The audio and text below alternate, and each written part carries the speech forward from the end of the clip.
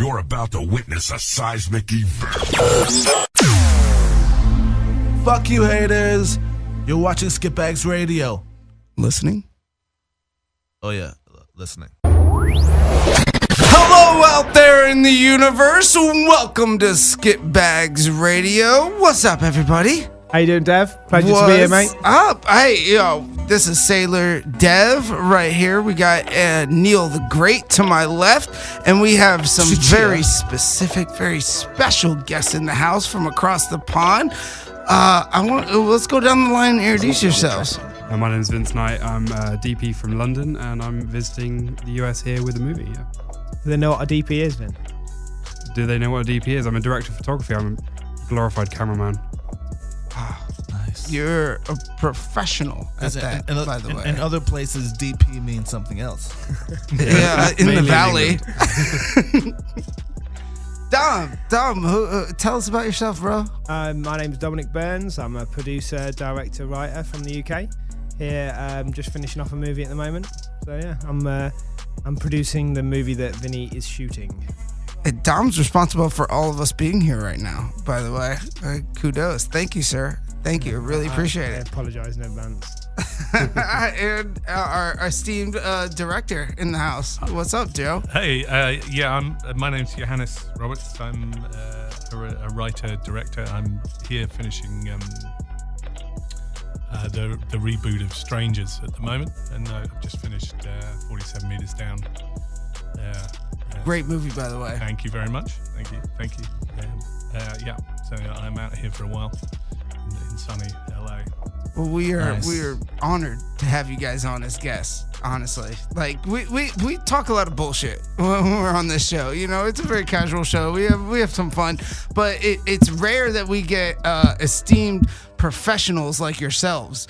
But everyone from a DP to a producer to a director in the house. So you know, I feel like that credit is, you know, you gotta give credit where credit's due. You know, you gotta give respect where that's earned. You know? I don't think it's very often we're called esteemed professionals, so we'll take it. We'll take it.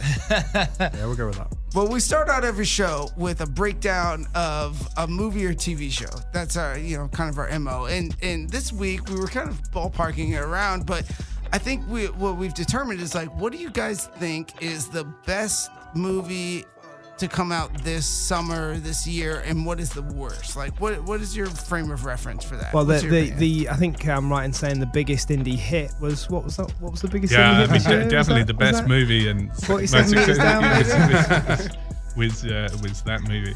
Yeah, it was a fucking terrible summer. It wasn't that pleasant, you know. I've had better movie summers for myself. Yeah. You know, I now that I think about it, I was kind of let down by it. You know, I usually when the summer hits, there's that one or two titles you're looking forward to. And actually, if you want to be honest, I think the movie I looked forward to the most, I didn't go see in the theater, but like Despicable Me 3, I was like that had the most like hype. If you ask me, like all the other films, I wasn't really Baby Driver. into them. Baby Driver. Like that was Baby good. Driver was amazing. I didn't get through that. Baby Driver. Yeah, I did 20 minutes and it just made me angry. It was just too cool for school. I love Baby Driver. Really? It was great.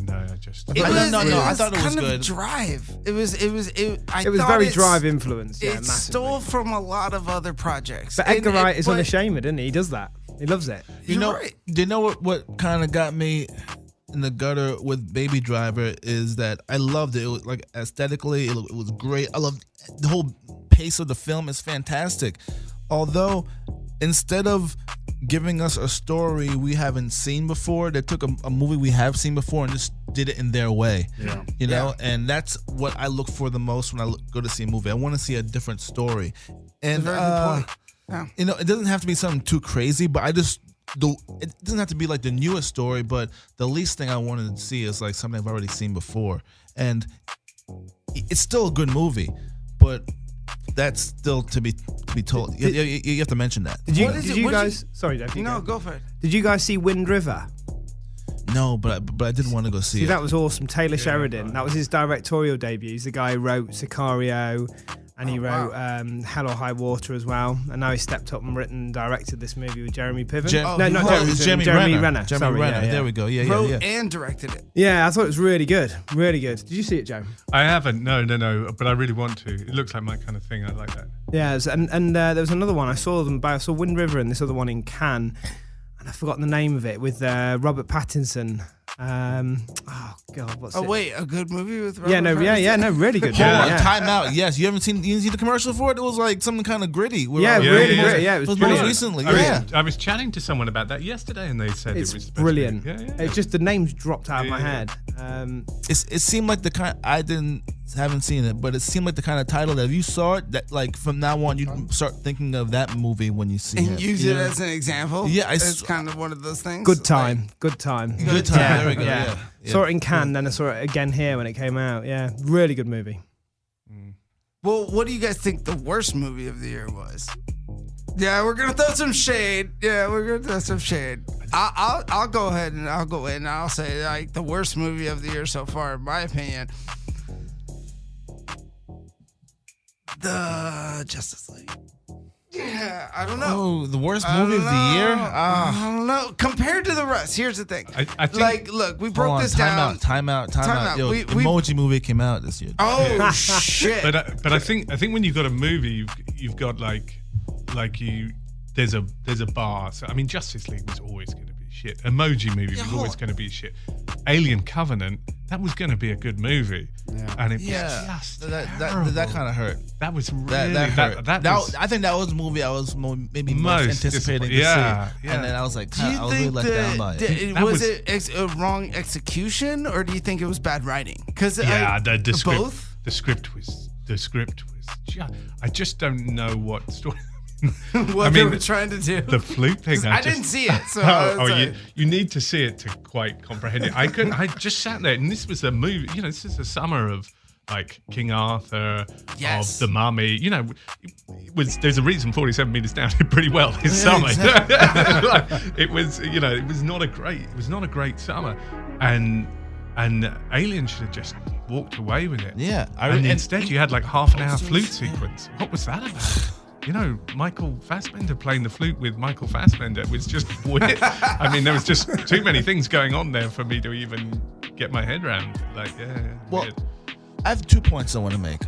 Why are we so hard on these DC movies? I swear to God, we are so ready. We are so ready to come out and like to be honest with you, I don't think it was the greatest movie, but when I see all these Marvel films, I don't think they're the best movies either. And so at the same time, like I'm not trying to Ragnarok is better than. Oh, Ragnarok was great. That was so much fun. Better than the new DC the Justice League. But if you're comparing tit for tat, that's where I have seen Justice League, but it's not horrible. It's not like what the hell did I just see? It's better than Batman vs Superman. Man, it's better than that. You know, like right? So. I'm not gonna be too harsh on that film. Like it is what it is. But I think it's a comic book film. You know, the problem you've got there with Justice League, I think there's a number of problems. Firstly, you've got the everything else has been covered this year, superhero movie wise. Yeah. You want a strong, proper, gritty movie, they need to look no further than Logan. That was brilliant. Yeah, exactly. And if you want the other end of the spectrum, you got loads of fun and chaos and basically a massive budget comedy, and that's Thor 3. Yeah. And the problem is there's not really a gap for the Justice League to fall into. And no, the other you're thing. Right. The other thing from an English point of view, and I don't know whether this is different for us, because comics aren't really that big a thing in England. They're getting bigger, but I mean, did you read comics when you were growing up? No, I'm not into all that. No, I don't really understand that. Yeah, I mean, it's just not a massive thing. So the problem for us is it feels very difficult to sort of get into that movie because we're meeting so many different characters so quickly. Yes. Whereas what Marvel did was they spent the time, they brought out a cracking movie in Iron Man, and the idea of all these different characters that they've established intertwining in one movie together with the Avengers, that was exciting. That was a cool prospect. Whereas with Justice League, they've just thrown Batman and Superman together straight away. We've already seen Batman, Superman, and Wonder Woman on screen together. Definitely. And now they're just throwing in all these characters. It's a bit much. And I know maybe if you've grown up reading comics, you might know who these guys are and be excited to see them. And there were some cool moments when Aquaman sits on the whip, and that was really funny. Yeah. Here. You know, but for me, it was a bit was a bit much. It was like trying to throw too much at the screen at once. Oh no. I'm definitely on board with the rest of you guys. Not thinking this movie is some upper echelon film. I just think it's just trash. But at the same time, you're right. They're doing the opposite of what Marvel has been doing. They're actually bringing them all together, and then their hope is to now show them their own separate movies. Whereas Marvel had their own separate movies, and they brought them all together. Yeah. You know, so. Well, this is one of the exciting things that we're talking to you guys is you have a different perspective by being over and across the pond and having a different the comic book movies are so big over here, and you're saying that they're not that big over there. No, they're huge. They're huge. Movies are huge. Comics themselves, comic books aren't as big in England. The movies are massive. Yeah, Justice League did actually better in England than it did in the US. That's what I was going to bring up. I was like, our international sales, if you look at the numbers, are very they almost outweigh the domestic. You know, so like almost like all these movies are really geared towards appealing to everyone else for the action flick, for that. Regardless if it's Marvel or it's DC, I think both are trying to have the action CGI superhero flick, right? Mm-hmm. There's not too much based on the story. We talked about a lot of story movies and a lot of good content, and that differentiates from something that's done domestic. For example, your movie is very good in its story and its content and its concept, versus where something is, from these DC and Marvel is very generic. It's a story that's already been told. It doesn't really, somebody's like, oh, why? We had Dante on last week, and Dante was like, why are we signing an NDA to go audition for this movie? We know the script. Like it's a superhero movie. What? The guy goes through some trivial stuff and then fails and then reignites his life and succeeds and goes into success. So I think that kind of thing is like it's already there. It's already something that everybody follows. Everybody can anticipate. But what is the differentiating thing? And I'm sorry. I'm gonna give you more kudos, man. Your film takes such a unique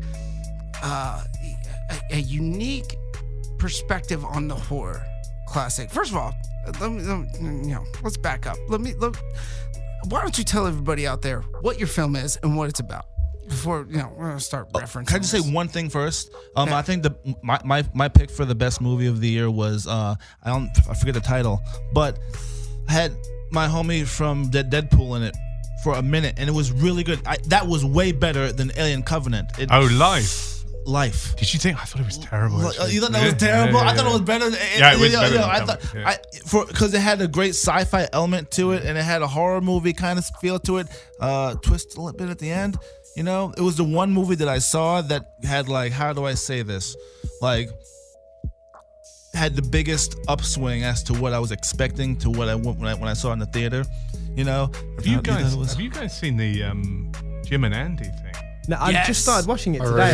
Holy! Oh my god! Amazing. I'm not interested in Jim Carrey. I've never seen Man on the Moon. I don't know who Andy Kaufman is. I don't know why I put it on. I didn't have anything else to do, and I was like, why am I even fucking doing this? And an hour and a half later, I'm like, this is fucking insane. Oh, what is this a movie? Yeah, and it's a Netflix movie. It's called Jim and Andy, and it's just about Jim Carrey talking about when he played Andy Kaufman. Is it Andy Kaufman? Yeah. Yes, it's the behind-the-scenes footage for when Jim Carrey played Andy Kaufman in the movie Man on the Moon back in 1998, early 2000s, somewhere. Yeah. And this is the behind-the-scenes footage that they never took. shown. Yeah. They never showed because they didn't want it. The studio didn't want it released because Jim Carrey was in character on set. Yeah. So he would come to the set and it wouldn't be Jim. It would be Andy or Tony Kaufman. Yeah. It would be, or Tony Clifton. Sorry. Yeah. And he would come in character, and he everyone thought that this was gonna be a sued project because of the amount of post-traumatic stress that the cast and crew had to deal with, because you couldn't address Jim Carrey as Jim Carrey. He's like, no, I'm Andy. Yeah. You can only talk to me as Andy. It's an amazing character study of what it's like to be a creative person. I think it's a character study of a guy who's at the peak of his career, and he is as unhappy as he can fucking be, and he's basically going crazy. And then you see him now, and it's just really interesting just how he's just like, yeah, do you know what? I don't care anymore. The whole idea of the method acting process I've always found fascinating. I mean, this movie we're doing at the moment is all about it. Really? Yeah. Oh yeah, of course. Yeah. And but I think it's absolutely fascinating. But talking about, interesting that we jumped to a Netflix Netflix film before talking about 47 Minutes Down, because for me the nature of the cinema, you guys call it theatre out here, is effectively changing now, and it goes on to what you were saying about all the superhero blockbusters. Is that, in my opinion, I think you're going to get less and less and less films in the cinema. You're going to pay more and more and more money for it, and they're only going to be these massive event pictures. And I think the cinema is effectively going to evolve into what we now look at the theatre as. You might not go as often. You're going to pay more money to go and see certain big event pictures, and everything else is just going to go onto the various VOD platforms. So I think it's an occasion. So you think I'm not saying I want that. I love the cinema, Me too. No, but I agree with what you're saying. I think that's what I think that's where it's inevitably going. I don't know if that's the case, because I think they got hammered this summer. And you know, coming back to, because I like coming back to 47 Meters Down because it makes me sound important, but coming back to that movie, you are important. Yeah, exactly. That was a movie that was dumped a year ago, was coming out on DVD, was actually out in Walmart and Target. Had the Bob Weinstein had put the movie out onto DVD, and it had got rescued. Well, they'd actually printed DVDs. They had done the DVDs.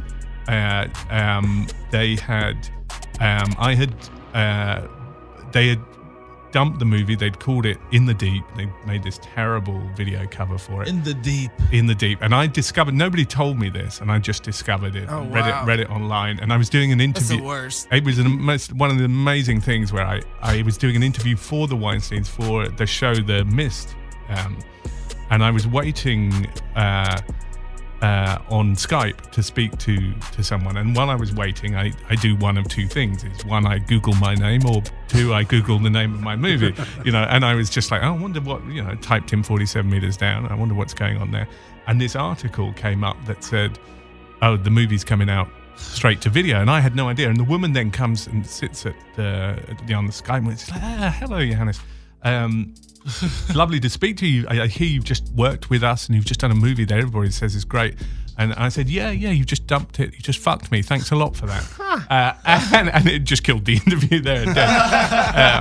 But they, then this guy, Byron Allen for Entertainment Studios, saw the movie and he loved it, and he aggressively tried to get it off Bob and succeeded. And I remember I was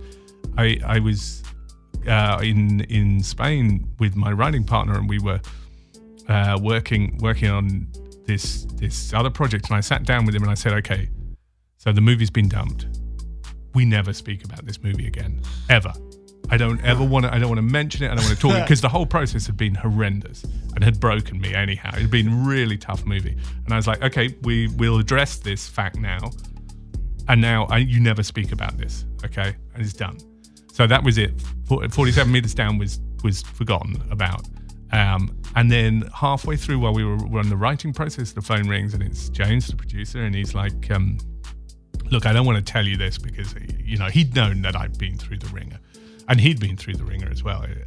And he says, look, this guy's come in and he wants to buy the movie off Bob. And I think he's real. And Bob's kind of engaging because Bob's pretty, he doesn't want the movie going to Lionsgate or to Blumhouse or whatever because they're competition, and so he's kind of engaging with this guy. And I'm like, so I told my writing partner Ernest, and I said, look, this is happening, but it's never going to, bullshit. It's not going to happen. And then as the week went on, then I got another call going, look, Bob's just done another call. They're kind of talking terms now. And then another call and another call. And it ended my week in Spain there, and they had agreed to do this. And I got back into the UK, and I had that conversation with Ernest. I was like, this is happening. The guy is going to buy the movie and he's going to put it out wide release in the US. And I got back into got back to the UK, and it's 2:00 in the morning, and the phone rang, and it was James, and he said, "Look, I know this is going to kill you. I don't want to." They were about to sign the deal, and it all fell apart. Oh. And so Bob went, because he'd already had his deal with Amazon and all DVD, everything's got to be in place before. He had made the DVDs, and he put them on a truck, and off they went to Walmart, Amazon, Target, and they went out into stores. So that movie went out, and within a day it was pirated, and within 2 days there was a dubbed and subtitled Russian version. It was out in supermarkets in Russia. Fuck those Russian hackers. And then Byron came back, and he made that deal work, and he bought that movie off Bob, and everybody thought he was absolutely crazy because that movie was pirated to fuck. Okay, it was everywhere. I mean, we had people trying to stop it, but you can't stop that. I had people coming up and talking to me. "I saw your movie, it's great," and I was like, "Well, you kind of didn't, because it's not out." And they're like, "Oh yeah, maybe I didn't see the movie. I thought you didn't see the movie, And it was on it was actually a part like the Cody boxes that. This kind of bullshit piracy thing that people think isn't piracy. It's actually part of the, it's like you could get that movie. And they waited down. So long story. I was going to say short, but I've actually told this long. So, but then, so Byron waits for a year, later, and we thought he's crazy. We're like, "You're waiting, at least put it out now." He sat on it for a year. He sat on it for a year because this is the other thing that happened with the movie is it was a low budget movie, and we came up with that idea. I sat with James, and I said one day we were getting drunk. I used to live with him in an apartment in London, and I was like, "Is it the producer?" And I said, "I want to make a shark movie." So I pitched him the idea, and we financed it without even a script. I just said, "Look, it's two girls in a cage. Cage goes to the bottom of the ocean. They've got an hour in their tanks to get back up to the top of the ocean, and there's sharks around." We took it to a sales agent. They took it out, and they sold it around the world without a script. Because it's a kind of cool idea, and people are like, yeah. So it was like great, but it was like, you've got to move on this now. And I'm not saying Sony necessarily looked at it and went, but suddenly The Shallows came. And The Shallows had, 20 million behind it plus a whole studio budget, and they just went in, and then they just came out before us. Yeah, but The Shallows sucked. Yeah, but you know what? The weird thing is then it made a shit ton of money. So luck is such a strange thing. So it enabled Byron went, "Do you know what? The shark movies work." Yeah. So he then held on to that movie, released 47 on the day, literally, a roundabout, that The Shallows came, but the year before, the year after. And in that time, and it's a funny just roll of the dice, Mandy became a big star because of This Is Us. And then the summer was just a clusterfuck of bad movies, not to knock anybody's movies down, but there was just no originality this year. I think, there was Pirates 7, whatever. There was just Transformers 27. Every movie was a sequel. Yeah. Every movie that was a supposed blockbuster was a sequel. Yeah. Sequel, and everybody was just tired. And this movie, and I watched 47 with an audience, and it just connected, like, when we did the premiere of the movie, it was dead. The movie was dead. Like, I remember people talking, and like everybody was kind of smiling, but everybody knew the movie was fucked. Yeah, I was wondering, like, throughout this whole process, were you guys calling it that movie we don't mention? Yeah, it was still exactly. So that movie we don't mention? I was trying to buy it. I was shooting Strangers, and we came for the premiere at the New Regency here, and we knew the tracking numbers were awful. Like, the movie was going to be an embarrassing disaster. And the only person who was still beating the drum was Byron. And it was like, guys, this movie's going to be awful. And it was just incredible. It just totally missed this whole, female audience, dating audience, whatever, that they came out and they fucking loved. So I think it was just something different, and it's a damn good movie. At the end of the day, it's a fun, brilliant film. Every movie I make is damn good. But the reason I long storily told that is, there is this thing about just doing risk-free movies. So you because it costs, even 47 costs 30 million to put out into cinemas here, and that's a small movie like Transformers, whatever, how much money they spend on that. So that you do a risk-free movie where you spend 200 million on the movie and then another 200 on marketing, and people have to go and see that movie. But it's coming to a stage where people are actually going, well, no, we kind of don't have to see that. But this was the point I was kind of trying to make before, is that I think it is depressing because I think you're going to get fewer and fewer original stories like 47. Yeah. You know, I think it's going to become even more tough to get those films out. But the fact that this guy took this risk is remarkable. But I wonder if this summer is going to change that, because I think people have, they're not coming out for Justice League. That movie's is actually not going to break even once all, and that's whoever would have thought of that. Whereas, like a smaller movie is like there's this movie I keep hearing about. I don't know anything about it, called Wonder. Which is it's just everyone's been talking. about it. I don't know what it is. I have literally no idea. But like the kid with the deformed face. I know nothing. But I just seen the box office numbers are just coming in, and I think there's you look at the horror. I mean, I'm a horror guy, so I look at that. But you look at the horror world with original content is killing it, and already it's funny chatting like it's. Part 3 and part 4, I can see that they're really having, you look at them,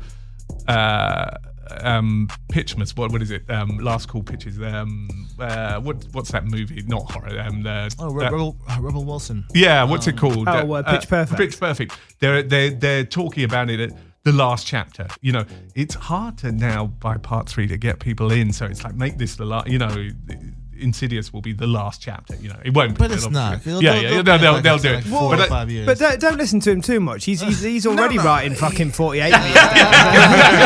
I saw him sitting on his high horse over here. 49. But here's 50. the thing. Correct me if I'm wrong, but you are, if my research serves me correct, you are the most prominent creator of horror, especially for mobile devices. Didn't you do a series? No, I did the world's first and the world's last series for mobile phones. So it was. But that's original content, though, dude. Yeah. And I think it's something to be said where anybody can make a film off of a book or a Stephen King novel or something like that.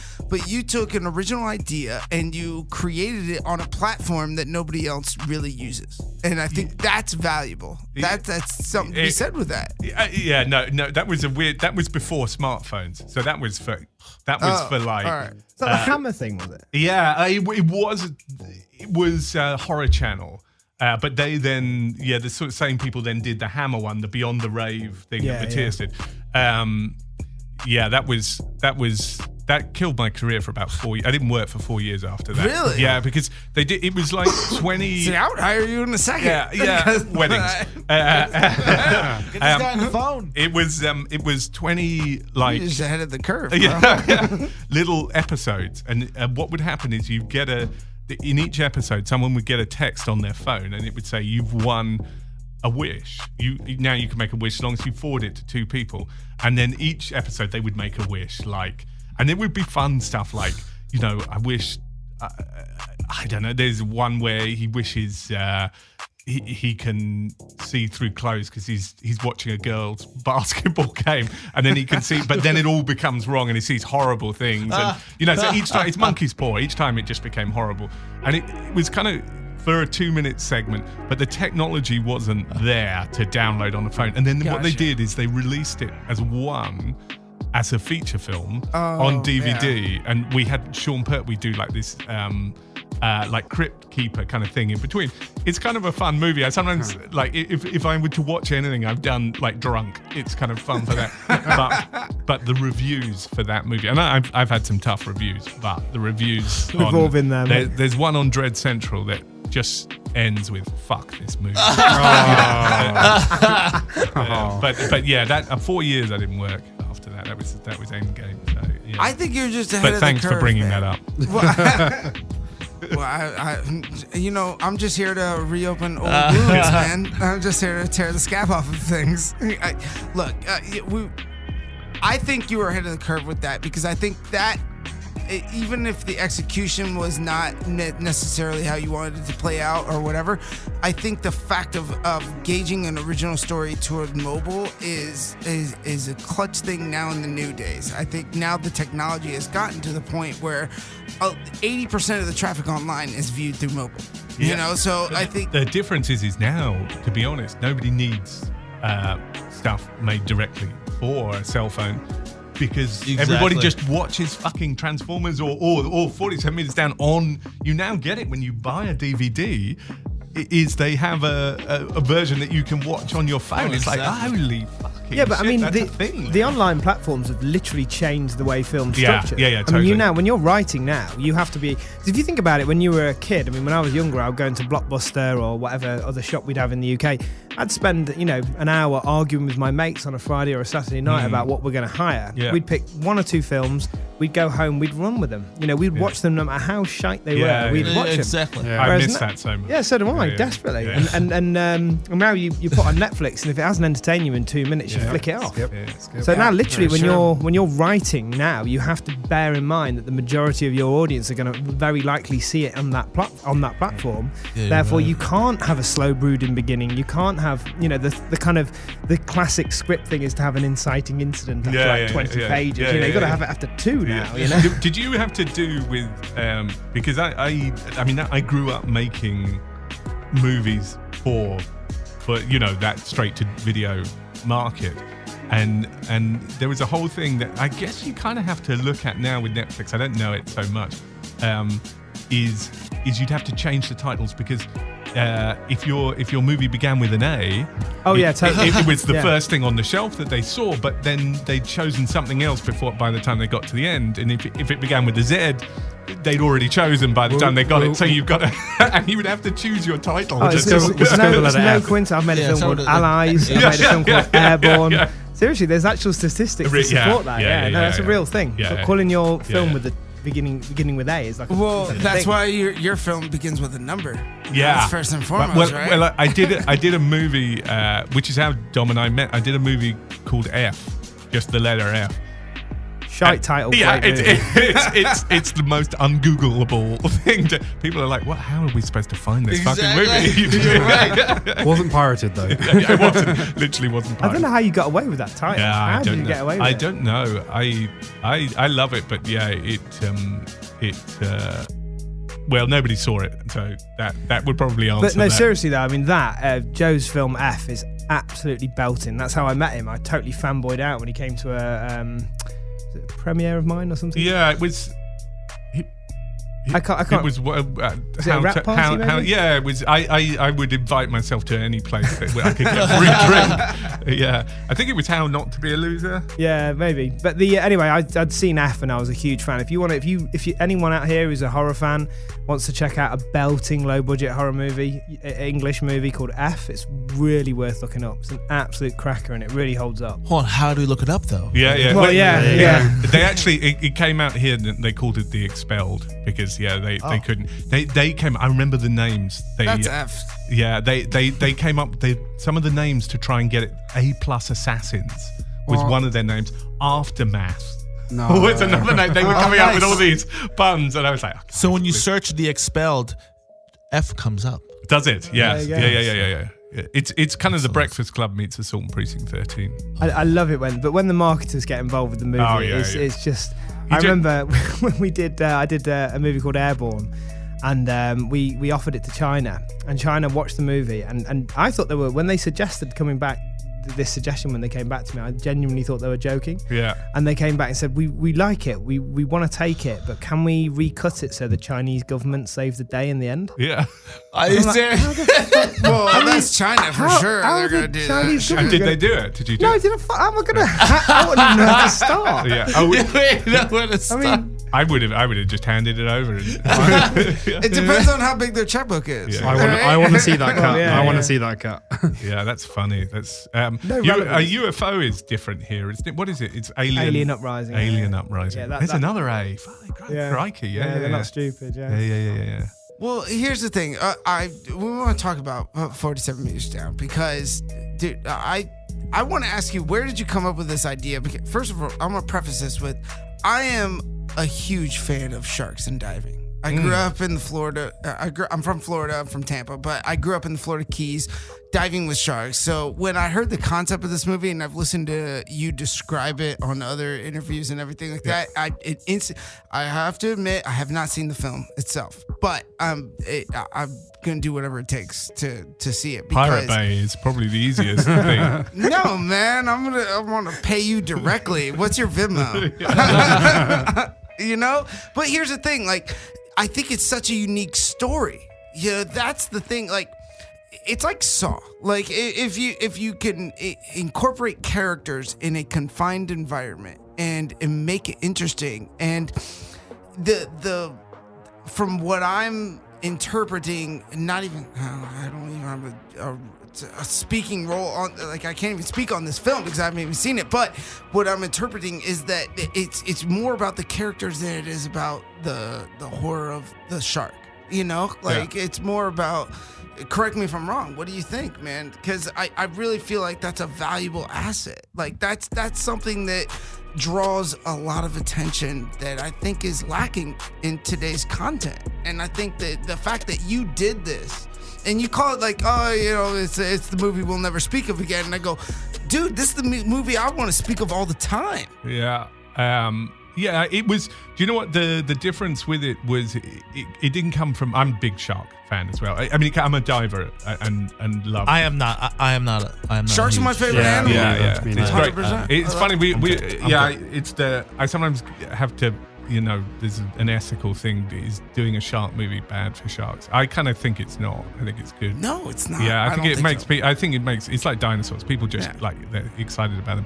But the people who freaked out about the sharks from Jaws, fuck them. They're idiots. Yeah, you know, it's. But the reason for the movie was not so much the Jaws thing. Isn't, you know, Jaws is a great movie, but that's not what I made this movie. I wanted to make like The Abyss or Leviathan, or I just hadn't seen an underwater movie for so long. They used to be like that in the 80s. The first poster that they sold the movie off was when they showed it to me. I was like, that's Leviathan. That's fucking great. I've always wanted to make that. You know, when you start to see that the concept is the movie that you know, that's I would want to take that from a video store or whatever. So yeah, I just wanted to do like total and the sharks are just the presence around there, but it's not like a body count like shark attack movie. But it's a tough watch. I mean, one of the things that's in a good way. You know, one of the things that we've banged on about it many times before, but I think the way you get that juxtaposition of like that is so claustrophobic and so like you feel like you can't breathe, but then at the same time, completely contrary to that is this massive space all around. You know, with being in the sea, and the point where she gets lost under the sea. I mean, it's I mean, I don't know how you managed to find that balance. I mean, that came from if you're a diver, you know that the sort of main set piece in it. There's a moment where she's she's at the bottom of the ocean. She's gone out. This is Mandy. She's gone out of the cage to try and find the diver that's come to help her, and they can see the torch and stuff, and she's communicating to her sister in the cage, and she sort of swims out, and then she gets the torch, and the guy's not there, and she's like, oh fuck, I'll come back now. And as she turns around, she doesn't realize which way she comes from, and she can't hear now anymore, and she's just surrounded by just blue, and she has to just swim out, and it's called swimming out into the blue when you do it. I did it. A diving instructor took me in Egypt. Just so you basically, normally when you go diving, you've got like a reef. You've got reference. Yeah, frame of reference. Yeah, frame of reference. And to go out into the blue is like nothing above, nothing below. You just go, and it's fucking terrifying. Do you know whether you're upside down? Yeah, you can get lost. That's one of the reasons why everything is blue. Yeah, it's just and like I love this concept for this movie for that reason. Yeah, and it's so I just wanted, that was the thing that was just in my mind. It's just to do this point of view camera, like in her mask, as you're just going out, and you would do like when I did it in Egypt, like suddenly fish would come. past you, and you'd be like, where the fuck? And it is, you get like sweaty bum, and it's just like, which fucking way do you go? And you could go up, but actually you might be in. They tell you to watch which way your bubbles are going because you're so disorientated. Is it like a rite of passage for a diver to have to do this? No, Did you do it on purpose? But it was a very cool thing to do in a very gentle, with a diving instructor way to do it. Yeah, we definitely to do that don't. So you're not recommending that everyone goes out? Yeah. I wouldn't. That's my worst nightmare. I love diving, but that's my worst fucking nightmare. Yeah. Have you seen the movie Buried? With Ryan Reynolds? Yeah. Okay, because I was just thinking about that film because, in that film, they're in the coffin. Have you seen this movie? Yeah. They're in this coffin the entire time. It's like, how the hell am I watching this shit? But they actually, they make it work with the way, I really like that mentioned. movie. Well, So that that's was, what I was wondering. That brings a practicality aspect to one of the things I was going to ask you about filming this. Like, how difficult was that filming underwater? Yeah. Like, I know the logistics of being underwater. Yeah. First of all, just living and doing that as a dive. And then I bring the whole film dimension to it and framing it up. Like, how the fuck did you do that, bro? It was Easy. Yeah, it was easy. Yeah, it was pretty tough. I mean, we had an amazing crew. The DP Mark Silk is like the top, underwater guy, and him and his team were just incredible. But it was tough. Did you ever have those moments where you maybe got lost, during the filming? Did the filming ever become real? No, because it's all in a tank. It's all in a tank, but you got to imagine how horrendous this was. So I wrote this, and I thought, because I'd done quite a tough gig called Other Side of the Door, which was all set in India. Great movie, by the way. I did see some clips of that. That's a cool. It was fun, but it was with Fox, and it was a long process, and it was tough, And I was like, okay, I'm going to do a shark movie. I'm a diver. I'm going to spend 6 weeks with, diving, fun, sharks. This is going to be fucking. This is everything. Everything you want to do. And I ended up in Basildon, in London, just outside London, in a truck park. Okay, a place called Essex in London. Just outside London. It wasn't quite what you had planned. No, and so the tank was this place next to a recycling plant, so it stank, right? It was a covered tank, but it was covered with a tent rather than like a building, like a permanent structure. It was covered basically with a black tent. It was insanely hot summer. In England, we don't understand air conditioning because it's never hot. So I'm sitting there in this tent with this heat building up, and to get the sediment in the water, we have trucks of broccoli coming in, and you have the interns mincing up the broccoli, and then I have a special diver who goes around and puts the broccoli in the water. Wow. So when all the light catches it, you've got your own current in the tank. So that's what gives nobody'd ever done this before. So it was because I looked at underwater movies and I just thought they're too clean. You look at the abyss, it's too clean. And I was like, I want to have this sediment as a diver. I want to be able to feel that. Yeah. So we had tons of broccoli going in. Why broccoli? Yeah. Broccoli from it's perfect. It's amazing. It's amazing the way. How did you know that? How did you know broccoli? Because he's a diver. Yeah, we tried kale. We tried like everything, and in different measures. So the first day filming, it's like, this is kind of good, and then you can actually see like florets of broccoli going through, and it's like, okay, we might need to make this a little bit finer. But that starts rotting, and then it was probably about 2 weeks into the shoot where, when the actresses go down to the bottom of the tank, they have like 40 minutes in their tank. And you never bring people up, so it's you have to be thinking constantly on your feet, because how deep is that tank? It's about 7 meters. Okay. I don't know what that is in American money, but it was pretty deep. It's 7 meters down. That's like 20 feet. Yeah, 30 feet. So it's properly down. They're in the cage, and you can't bring people up, because every time you bring someone up, you'll lose an hour.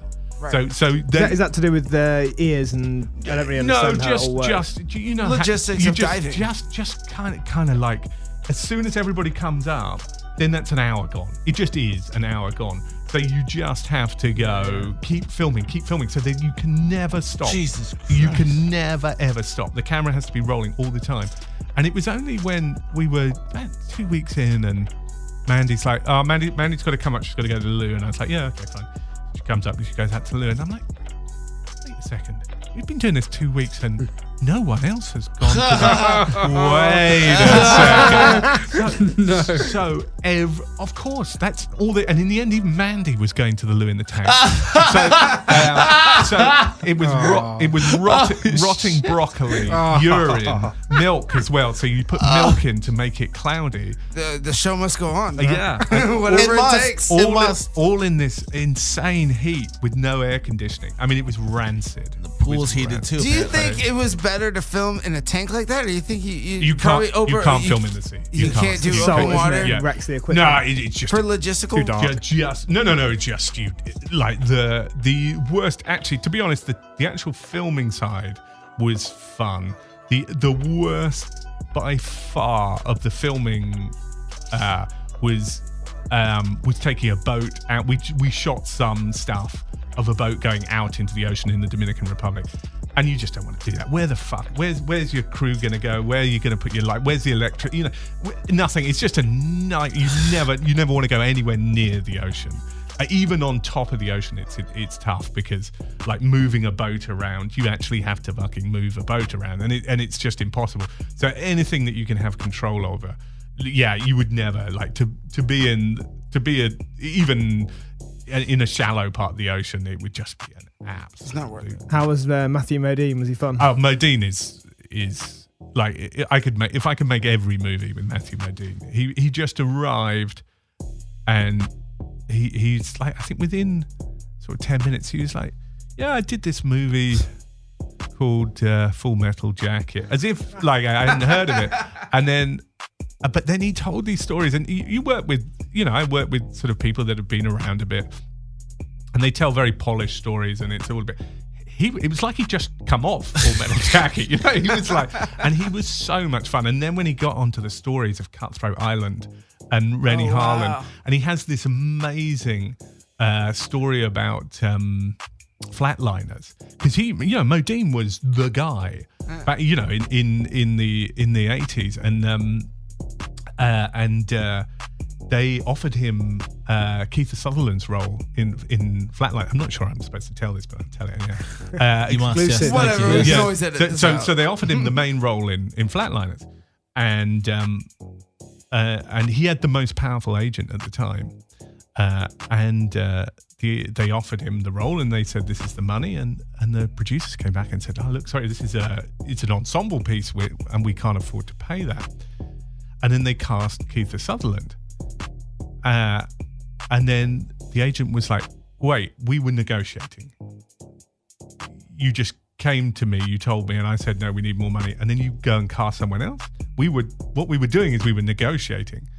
And they were like, oh, sorry, I thought you were just passing on that. And because the agent was such a, it was serious. They were like, okay, well, we can't go back on that, because we've now cast Keith Sutherland. So what we'll pay is the money that you wanted to just not be in the movie. So he got paid to not be in Flatliners.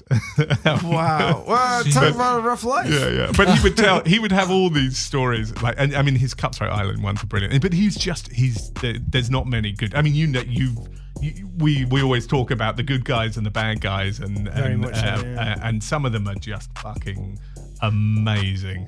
And then some of them are horrendous. And some are just amazing. Yeah. Mark Hamill can stop any set dead with his stories. He is an amazing storyteller. Yeah. And as soon as he starts telling you a story about anything remotely Star Wars related, then everyone just stops working. Yeah. And he has the passion from... Oh, he's so passionate. Yeah, he's a beautiful guy. Yeah. One of the nicest guys I've ever worked with, by far. Yeah. Does he, outside Star Wars, does he have some fun, like, clusterfuck stories? Oh, yeah, great. Yeah. What about the voiceover work he was doing doing for Yeah, the Joker, absolutely. Yeah, dude. yeah. That is stories in and of itself. Everyone gravitates towards the Star Wars, which, by the way, I have 2 Star Wars tattoos. I'm a huge Star Wars fan. But at the same time, he was the voice of Joker. That Phantom Menace I can see on your arm there.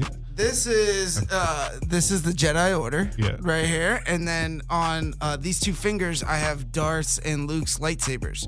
So they're just do, and they're little battling each other all the time. But hey, look, regardless of that, that's not important. No, he was really well known for the. I mean, I remember the first few people we told that we had Mark Hamill in the film. I reckon 40% of them would actually jump to the Joker voice before they would think of Luke Skywalker. The voice of the Joker? The cartoon Joker from I didn't know that either, actually. Oh my god. Yeah, he's phenomenal in it. He killed it, yeah. I think I'd love to see him do it on the big screen. The cartoon Joker? Hold on. I agree. What I love about Airborne... From like the 90s, 2000s, right? Yeah, I didn't... Oh, from the animated series? Yeah. Yes. What? Come catch up, Neil. Catch up, bro. I love that cartoon show was super serious for a cartoon show. The animated Batman, no one even laughed. It was just like straight scenes and like slow dissolves out and shit. It was like a fucking like a film noir for a cartoon. Anyway, what's with Airborne? What's great is Hamill's like he's the air traffic controller. Yeah. You could see like the scenes were initially written with just him, and then it's like, if I work with Mark Hamill as well. You can see by the end of it, like can I come in on this scene to work with Mark Hamill? It was not difficult casting that, yeah. Any excuse to get on screen with him. But no, he was he's definitely one of the good guys. He really is an amazing guy. I'll tell it quickly because I'm bored myself of telling this story, but it is a great story. Is that when we actually shot Airborne in a place called Leicester, which is middle of England. It's just, how do I describe Leicester? It's not as bad as Coventry. is probably as good as I can give it. Yeah, it's like it's not a place you would expect to bump into Mark Hamill, put it that way. And they actually have a space museum there. So we used the air traffic control center from the space museum to double as the airport traffic control center, because obviously most airports need their traffic control centers to stop the planes crashing. It's kind of important. So anyway, on the last night, Mark was doing some press interviews for us, and we'd kept it out of the press, kept it off the radar that he was going to be there, because he does get a few fanatics and it does get a bit hectic. And he's just finishing the last interview in his trailer, and I opened the trailer door and a stormtrooper walks past. And I'm like, oh, for fuck's sake. And so I closed the door quickly, opened it again, Princess Leia walks past, Chewie. It was the weirdest thing. It was like the cast of Star Wars walking past his trailer door. Wow. But what was weird about it was, you would think if you'd have heard Mark Hamill was on set and you'd have dressed up as a Star Wars character to come and hunt him down, you'd think the first place you would check is something that looked like a film trailer. Yeah. But everyone was just walking past this trailer.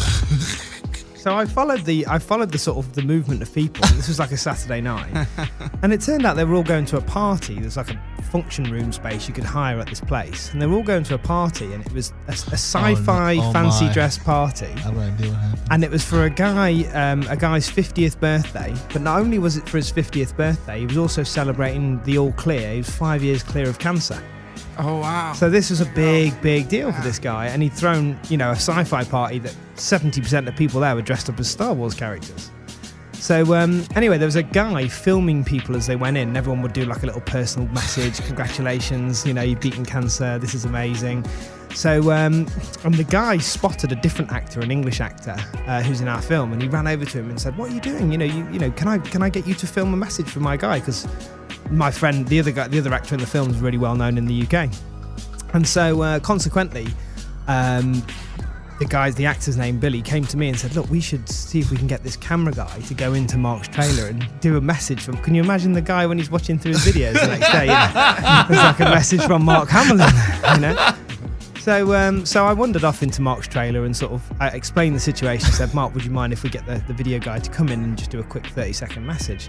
And Mark was like, no, let's not do that. Let's go in. And I was like, fucking hell, here we go. This is going to be a thing. It's going to be a thing. So we drive to the entrance. They had this little red carpet set up, and we drive to the entrance and we get Mark out the car, and we've sent a message for this guy to stand by the window. And as Mark Hamill gets out the car on Saturday night in Leicester, the the guy whose party it was just went white as a sheet. It was unbelievable. The colour just drained out. You could have knocked him over with a feather, you know. And Mark his walks cancer had come back. oof, dark. Dark twist. So anyway, we walked Mark over and Mark chatted to him, but by the time Mark was chatting to this guy, of course, what's happening is that the whole party now, the word's totally out that fucking Mark Hamill stood on the fucking red carpet outside and I'm stood as a stormtrooper. So for the next, must have been 45 minutes, Mark signed every autograph, did every picture, said hello to everybody, did the whole thing, you know. He stood there after a full day of filming, and you know what it's like on an indie set, that was a full day of filming. He must have been on that red carpet half hour, 45 minutes, just signing autographs and saying hello to everybody. And then he had to go and get on a flight back to the States, you know. That's a great story. That's a measure of the man. That's a good human. Good human being right there. There's a few of them. Do you Not know many. do you know what I honestly thought you were going to say? I thought you were going to say that, like, he was like, hold on, they're having a Star Wars party where everyone's dressed up as Star Wars character. I can just go in there and no one will even notice me. I thought he was just going to go to the party and just be hanging out and no one will know that they were really talking to the real Mark Hamill. But he was like, all right, let's go back. That would be hilarious. That would be brilliant. Yeah, that would be brilliant.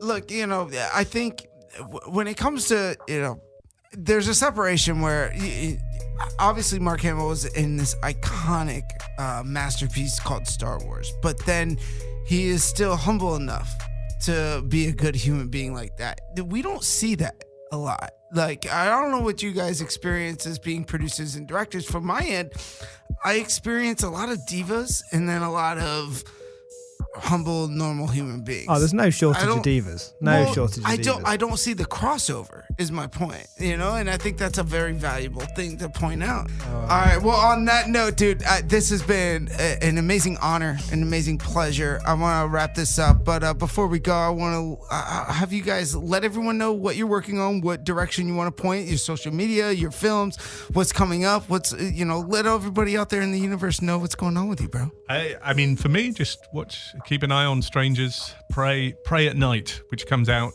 on 9th of March, wide release in America. Yes, yep, definitely. Yeah, for me, it's Madness in the Method. Jay's directorial debut. Really excited about that. We've got a crazy cast. We haven't got a release date yet. Probably be first quarter next year. And do you know what? I've actually just managed to do a brilliant trick where I've managed to deactivate my Twitter account and lose all of my followers. Oh, wow. I'm not even kidding you. I'm not quite sure how I managed it. But on Instagram, I'm like Dominic_A_Burns, which I now realise is a terrible, terrible name, and I should have simplified it. That's all good. Look, you're part of the so fam. I've got no Twitter followers and a shit Instagram.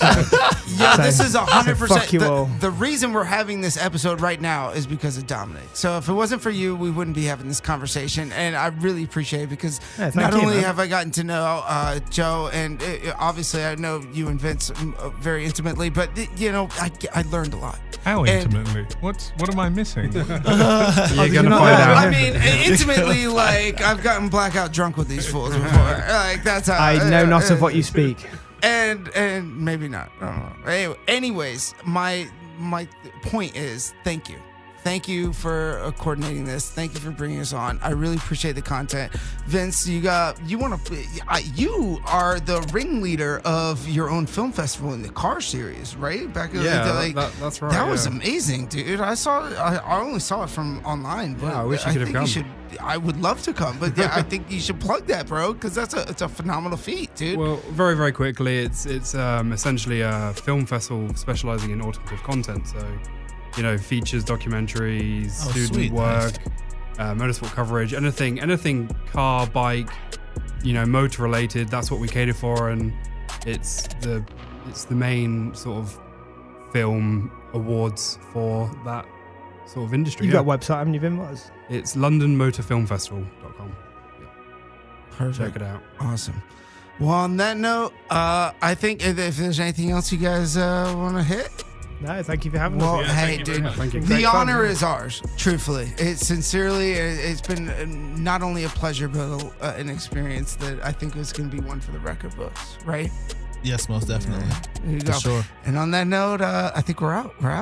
Yeah, catch me at The Life of Neil the Great, Devon, Sailor_dev. But more importantly, if you want to tweet at the show, it is at Skitbags Radio on Twitter, and you can email us skitbagsradio@gmail.com. Send us some love, send us some hate, send us your thoughts. I don't give a fuck. We're gonna respond. Send nudes. Send nudes. Ladies. Well, hey, let's not discriminate. Oh, fucking ladies, guys, girls. Guys send the nudes to Devin. Ladies send the nudes to me. There we go. Anyways, ladies and gentlemen, that is wrapping up our episode of Skitbags Radio. Thank you so much for joining us, and we gotta show our love to everybody across the pond. I love you guys. Thank you. All right. Thank you, mate. We're up. Cheers. Skitbags Radio.